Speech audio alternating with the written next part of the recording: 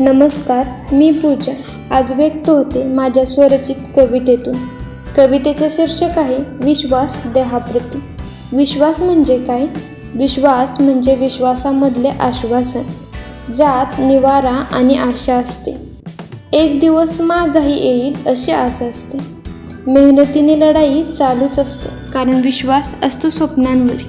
कुणी कितीही म्हणू दे काही, तू घेत राहा उंच भरारी. मानवी जीवनात संघर्ष अटळ आहे. संघर्षाशी निगडीत असलेली भावना सुद्धा विश्वास आहे. विश्वास फक्त देहावरती आहे. कुणी कितीही दाखवू दे भांडवल, मग ते शब्दाचा असेल वा ज्ञानाचं. माझा विश्वास माझ्यावरती आहे.